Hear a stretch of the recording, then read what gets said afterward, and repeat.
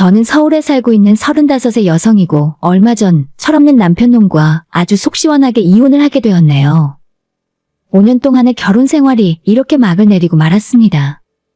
남편은 아무런 대책도 없이 시댁 식구들 챙기기만 바빴던 이기적인 사람이었죠.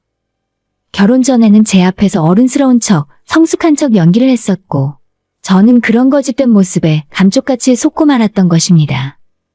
그래서 열길 물속은 알아도 한길 사람 속은 모른다는 이야기가 괜히 나온 게 아닌 것 같아요. 그나마 하나 다행인 점이 있다면 이런 남편놈의 속내를 알아채고 더 늦기 전에 이혼을 했다는 점입니다. 남편과 저는 아는 지인을 통해 만나서 연애 결혼을 하게 되었는데요. 결혼 초까지만 해도 남편은 저만 아는 다정하고 좋은 사람이었습니다. 사실 남편에게는 책임져야 하는 시댁이 있었거든요. 시아버지가 일찍 돌아가시고 남편이 대학교 졸업한 후에 취업을 한 뒤로는 집안의 가장이 되어 생활을 해왔던 것입니다. 게다가 시댁에는 시아버지가 돌아가시면서 가족들에게 남기고 간 빚이 있었는데 시댁에 들어가는 생활비를 포함해서 남편의 월급으로 몇 년은 쓰지 않고 모아야 전부 갚을 수 있는 금액이었어요.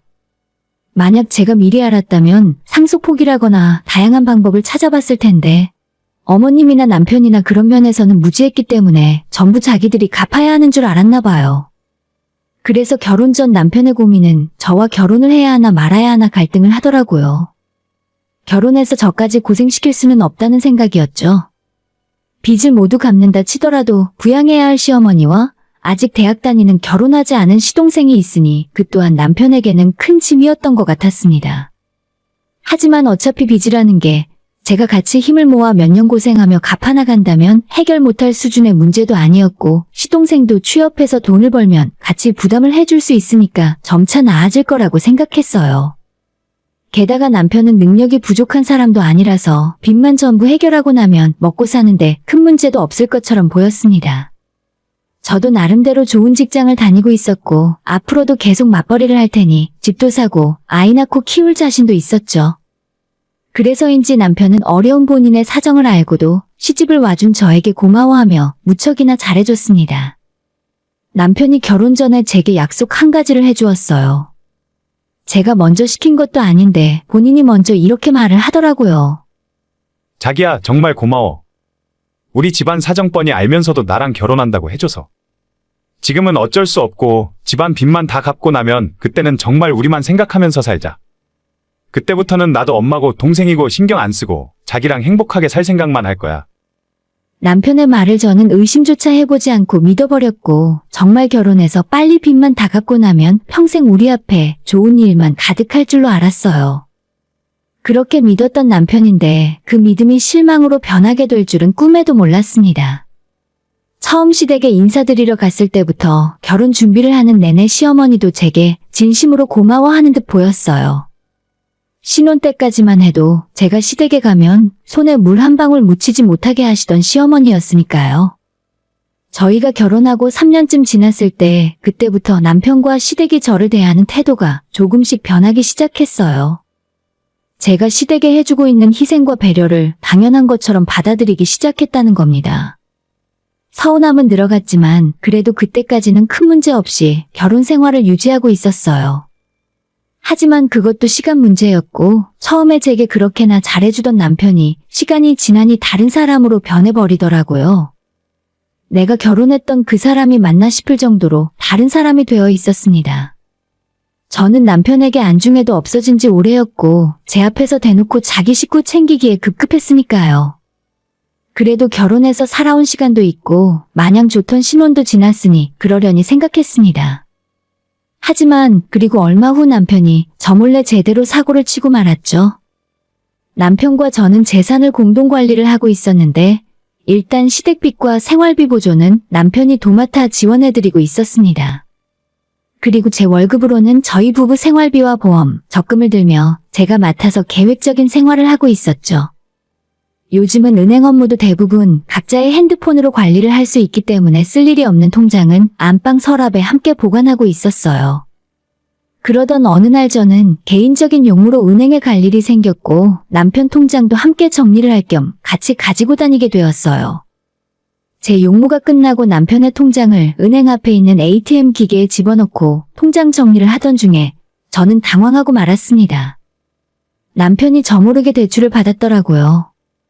한두 푼이 아닌 엄청나게 큰 돈이었죠. 제가 그동안 남편을 믿고 통장 정리를 하지 않았기 때문에 남편도 끝까지 제가 모를 줄 알고 그랬었나 봐요. 저모르게 대출받은 남편이 그 돈을 어디에 쓴 건지 바로 알 수가 있었죠.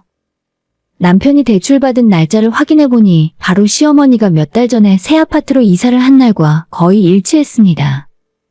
갑작스럽게 집을 샀다며 이사를 한다는 시어머니의 말에 무슨 돈이 생겨서 이사를 한다는 건지 이해가 가지 않았었는데 시동생 앞으로 대출을 받아 아파트로 이사 가는 것이라고 남편이 제게 설명을 해주었습니다. 아무리 그래도 그렇지 시동생이 취직한 지 얼마 지나지도 않았는데 아직 사회초년생에게 은행에서 그리 큰 돈을 어떻게 대출해 준 건지 의문이었거든요. 하지만 남편의 통장을 보자 이 모든 상황이 납득이 되었습니다.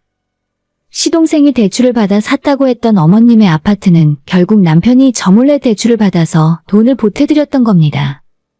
그 이후 대출금 상환으로 원금과 이자가 나간 것이 매달 찍혀 있었는데 그걸 보면서 제 속이 다 뒤집어지는 줄 알았어요. 저는 믿었던 남편에게 크게 뒤통수를 얻어맞은 기분이었죠. 그 생각을 하자 남편을 도저히 용서할 수가 없더라고요. 결혼하고 지금까지 남편이 시댁빚을 갚는 데만 집중할 수 있도록 제 월급으로 생활비를 다 대면서 살았고 그 와중에 아끼고 아껴 적금이며 연금이며 저희 두 사람이 집 사고 노후 자금할 돈을 준비하고 있었거든요. 진짜 내가 무엇을 위해 열심히 살았나 싶어 허무하기만 했어요. 이렇게 되니 저도 더 이상 남편과 잘 살기 위해 노력할 필요가 없겠더라고요. 남편도 남편 월급을 본인 마음대로 쓰는데 저도 제가 모은 내 돈을 내 마음대로 쓰겠다는 생각이었죠. 저도 남편이 시댁에 해온 만큼 저희 친정엄마를 챙겨드리기로 했어요. 그동안 남편을 뒤에서 도우며 저희 먹고 사는 일만 신경 쓰느라 친정엄마에겐 제대로 뭐 하나 해드리지 못한 불효녀였으니까요. 그런데도 우리 엄마는 항상 시댁 사정을 배려해주면서 괜찮다고 저희만 행복하게 잘 살면 된다고 응원을 해주시던 분이었어요. 친정아빠가 떠나면서 남겨주신 유산도 있고 부족한 것 없이 잘 살고 있으니 신경 쓸 필요 없다는 말을 입에 달고 사셨습니다. 그래서 기왕 일이 이렇게 된 거 저도 친정엄마에게 크게 효도 한번 해드리기로 마음을 먹었어요. 남편 또한 저와 상의 한마디 없이 일을 저질렀으니 저 역시도 남편에게 따로 이야기할 필요 없다고 생각했습니다. 며칠 후 저는 엄마를 모시고 현대자동차 대리점으로 갔어요. 그리고 결혼하고 지금까지 제가 모아두었던 현금으로 엄마에게 그랜저 자동차를 풀옵션으로 한 대 뽑아드렸어요. 옵션 이것저것 따지지 않고 다 넣어달라고 했더니 5천만 원 정도 하더라고요. 오랜만에 자식 노릇 제대로 한번 했다는 생각이었고 엄마는 기뻐하시기보다는 오히려 이렇게 비싼 차를 샀다는 것에 제 걱정을 먼저 해주셨습니다. 이거 너무 비싼 거 아니니? 내가 정말 이런 걸 받아도 되는 거야? 아직 너희 시댁빚도 다 못 갚았을 텐데. 괜히 김서방한테 너무 미안해지네. 엄마 걱정하지 마. 이 정도는 받을 자격 충분하게 있어. 그동안 엄마가 나한테 해준 게 얼만데. 그렇게 엄마한테 뭐라도 하나 해드리고 나니 조금은 속이 후련해지는 기분이었어요. 시댁 핑계로 친정에 아무것도 해드리지 못했던 것이 내내 마음에 걸렸거든요. 이제야 조금 자식된 도리를 하는 것 같았습니다. 하지만 남편은 저와는 생각이 좀 다른 듯 했어요. 본인은 제게 일말의 상의도 없이 시댁의 집까지 사들여놓고 제가 친정엄마를 위해서 차를 사드렸다는 소식을 듣자마자 늑달같이 제게 따지기 시작했으니까요. 그것도 뭐가 그렇게 분한지 씩씩거리기까지 하더라고요. 당신 대체 이게 어떻게 된 거야? 정말로 장모님한테 그랜저 뽑아드렸어? 아까 장모님이 나한테 차 잘 타겠다며 고맙다고 전화하셨더라. 그래, 한 대 뽑아드렸어. 왜? 우리 엄마가 그동안 나 키우시고 뒷바라지 해주시느라 고생하셨는데 내가 이 정도도 못 해드려? 차 사는데 한두 푼 드는 것도 아니고. 이 정도로 중요한 일은 나한테 미리 상의라도 해야 하는 거 아니야? 얼마 주고 샀는데? 뭐? 5천? 너 제정신이야? 내 차보다 비싸잖아. 입에 거품을 물고 화를 내는 남편을 보며 저는 어이가 없었습니다. 적반하장도 유분수지 본인은 저와 상의 한마디 없이 시댁에 아파트를 사줬으면서 겨우 차 한 대 뽑아줬다며 저렇게 화를 내는 모습이 웃겼어요. 그것도 몹시 억울하다는 표정으로 저를 마치 대역죄인이라도 된 것처럼 하더라고요. 우리 엄마 정도면 이런 거 받을 자격 있는 것 같은데? 그동안 우리 엄마가 얼마나 신경 써주셨는지 벌써 잊은 거 아니지? 반찬이며 김치며 심지어 어머님 예전에 병원비 모자라다 했을 때 우리 엄마가 당신한테 500만 원 빌려주셨잖아. 그것도 아직 안 갚았어. 갚을 생각도 없지? 이래놓고 겨우 차 한 대 뽑아줬다고 아깝다고 하는 거야? 아니, 그런 뜻이 아니라 나한테 상의 없이 사드렸다는 게 섭섭하니까 그렇지. 차가 한두 푼 하는 것도 아니고 이건 좀 당신이 심한 것 같아서. 사실 섭섭한 걸로 따지자면 진짜 섭섭한 사람은 남편이 아니라 저였어요. 결혼할 때 이야기했던 시댁 빚이며 어머님 아파트 사들인 일까지 전부 감당도 못하게 일을 벌려놓고는 제가 한 일에 대해서는 눈을 까뒤집고 따지는 남편을 보니 어이가 없었습니다. 그러니 괜히 제 과거를 돌아보며 저런 사람을 믿고 결혼을 했다는 것 자체에 후회가 밀려왔습니다.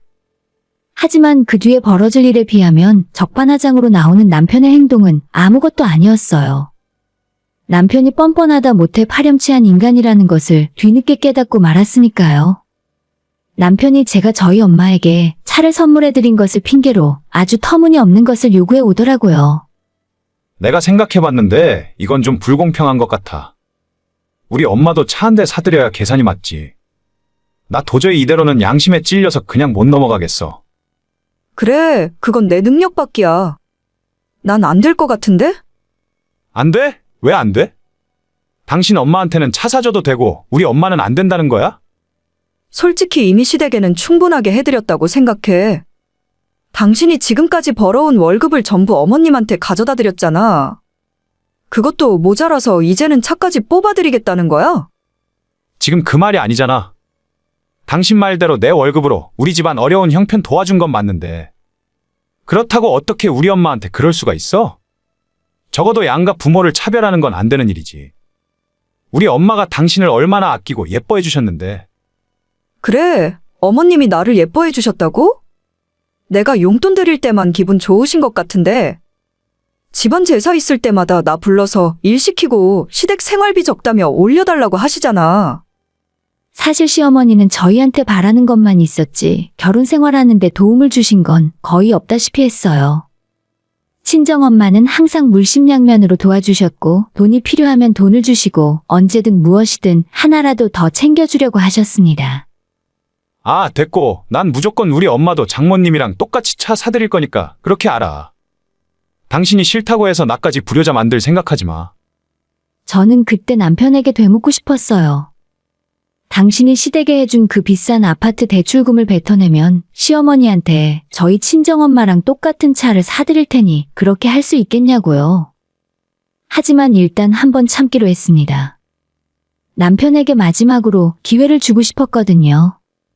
모든 걸 솔직히 제 앞에서 털어놓고 용서를 빌 기회를요. 그동안 부부로 살아온 정이 있으니 한순간에 욱하는 감정으로 이혼이라는 큰 결정을 내리고 싶지는 않았습니다. 하지만 눈치라고는 전혀 없던 남편은 기어이 일을 더 크게 키우더라고요. 남편이 시어머니에게 뭐라고 말을 한 것인지 며칠 후 어머님이 제게 전화를 걸어오셨어요. 아가, 그게 정말이니? 아들한테 들었는데 너가 나한테 새 차 뽑아주기로 했다면서? 내가 말년에 이게 무슨 복을 다 누리는지 모르겠네. 이제야 너가 제대로 며느리 노릇을 할 마음이 들었나 보다. 그게 무슨 말씀이세요? 저는 남편한테 그런 소리를 한 적이 없는데요? 죄송하지만 제가 어머님한테 차를 사드릴 일은 없을 거예요. 이미 어머님 댁 빚 갚느라 남편 월급 다 쓰고 있는 건 아시죠? 근데 저한테 차까지 바라시나요? 너 그러는 거 아니다. 너희 친정에는 차 사줬다면서? 근데 나한테는 못 해주겠다고? 남편이나 어머님이나 똑같은 소리를 하고 있었습니다. 그리고 그날 저녁 남편은 어머님에게 무슨 이야기를 들은 건지 화가 잔뜩 난 상태로 집으로 돌아와 기어이 부부싸움을 크게 하게 되었죠. 그리고는 남편이 제게 일방적으로 통보를 하더라고요. 주말에 시어머니를 만나 차를 사드리기로 했으니 현대자동차 대리점으로 가자고 했어요. 제게 이것이 마지막 경고라며 협박까지 하더라고요. 하지만 제가 이 와중에 남편이 하는 말을 들어줄 이유가 없었습니다. 저를 향한 남편의 행동은 더욱 실망감만 키울 뿐이었죠. 어느덧 시간이 지나 주말이 찾아왔고 남편은 자기 엄마를 모시고 먼저 자동차 대리점으로 가겠다며 집을 나섰습니다. 저한테 약속에 늦지 말라는 신신당부도 잊지 않았어요. 하지만 약속 시간이 다 되도록 제가 나타나지 않자 기어이 남편에게서 연락이 왔습니다. 나 지금 현대자동차 대리점에서 당신 기다리고 있으니까 늦기 전에 빨리 와. 벌써 시승도 해봤어. 엄마가 엄청 마음에 든대. 이렇게까지 했는데 당신 안 나타나면 나 정말 당신이랑 끝이야 끝. 우리 이혼이라고. 내가 하는 말이 무슨 말인지 알겠어? 그래? 나 옷도 안 갈아입었는데. 미안하지만 오늘 외출할 생각 없어. 뭐? 내가 이렇게까지 말했는데도 당신은 못 오겠다는 거야? 진짜로 나랑 이혼하고 싶어서 그래? 난 내가 번 돈으로 우리 엄마 차 뽑아드린 거니까. 당신도 당신 엄마한테 차 사드리고 싶으면 당신 돈으로 뽑아드려. 그것까지 말리진 않을 테니까 알아서 해보라고. 그렇게 전화를 끊어버리고 저는 그만 코웃음이 나왔습니다.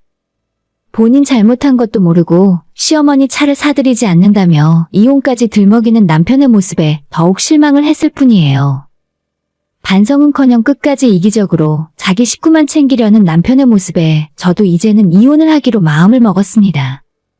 지금까지 시댁비 때문에 고생하며 산 제 모습을 보면서도 몰래 남편 대출금으로 아파트를 산 것도 모자라서 차까지 사달라고 당당하게 요구하는 시어머니 또한 용서할 수가 없었죠. 하지만 제가 이혼을 결심했다는 사실을 알 리가 없는 남편 놈은 끝까지 아주 뻔뻔하게 나왔습니다. 제가 전화를 끊자마자 화가 나서 집으로 달려온 남편이었습니다. 결국 그날 일이 터지고 말았어요. 남편은 저를 보자마자 입에서 개거품을 물며 따졌습니다. 당신 이게 대체 뭐 하는 짓이야? 우리 엄마 앞에서 내가 이렇게 망신당해야 직성이 풀리겠어? 왜 우리 엄마만 안 되는데? 똑같은 부모인데 왜 우리 엄마만 안 사주냐고. 내가 말했잖아. 그렇게 사고 싶으면 당신 돈으로 사드리라니까? 시댁빚도 이제 거의 다 갚았잖아. 당신 월급으로 사드리면 되겠네. 왜? 설마 나 모르게 다른 빚이라도 생긴 건 아니지? 무슨 말도 안 되는 소리야? 빚을 지긴 무슨 빚. 어차피 부부 재산은 공동 소유인데. 당신이 모은 돈도 내가 모은 돈이나 마찬가지잖아. 빨리 차 사드리고 오늘 당신이 실수한 거 사과드리고 넘어가자. 사과 같은 소리하고 자빠졌네. 어디 한번 그딴 소리 더 짓거려봐. 내가 너랑 너네 엄마한테 뭘 잘못했는데? 남편은 제 말이 끝나기 무섭게 방으로 들어가 짐을 싸기 시작했습니다. 그리고 저를 한번 째려보더니 당당하게 집을 나가 시댁으로 가버렸습니다. 이제 당신이 어떤 짓을 했는지 감이 와? 장모님이랑 똑같은 그랜저 안 사줄 거면 이대로 너랑 나랑 끝이야. 남편이 제게 마지막으로 남긴 말인데 정말 웃기는 인간이었어요. 이렇게 나오면 제가 겁이라도 집어먹고 어머님한테 차를 사주겠다고 할 줄 알았나 봅니다. 이미 저는 남편과 이혼을 결심한 상황이었어요. 하지만 그 부모의 그 자식이라고 시어머니의 행동 또한 남편과 별반 다르지 않았습니다. 남편이 집을 나간 이후 2시간 정도 지나서 어머님은 저한테 서운하다며 친정부모랑 차별하지 말라는 문자를 보내셨거든요. 그리고 딱 일주일 시간을 줄 테니까 그 안에 이혼을 할 건지 아니면 똑같은 차를 사줄 건지 결정하라셨어요. 대체 무슨 자신감으로 제가 어머님한테 그런 차를 사줄 거라 생각하는지 도무지 이해하기 힘들었습니다.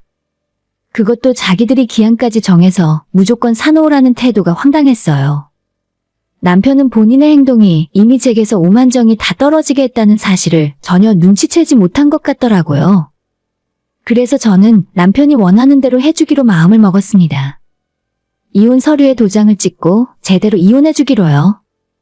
그래서 저는 남편이 기한을 주겠다고 한 일주일까지 이혼 서류에 도장까지 찍어 만날 준비를 해두었어요. 남편이 시어머니와 집 앞에 도착했다며 내려오라는 말에 저는 할 말이 있으니 잠깐 집으로 올라오라고 했습니다. 남편은 본인이 이기기라도 한 것처럼 의기양양한 모습으로 집으로 들어오더라고요. 이제 마음 먹었어? 그러게 내가 좋게 말할 때 했으면 서로 좋잖아. 저는 아무런 대답 없이 남편에게 서류 봉투를 하나 내밀었어요. 의아한 얼굴로 봉투를 받아들어 확인한 남편은 깜짝 놀라 눈이 커졌습니다. 제가 남편에게 건넨 것은 이혼 서류였으니까요. 이미 작성도 끝냈고 제 도장까지 찍어놓은 상태였죠. 이혼 신고서를 확인한 남편은 당황했는지 말까지 더듬으며 뭐라 제대로 한마디도 하지 못했습니다. 그래서 그냥 제가 먼저 이야기했어요.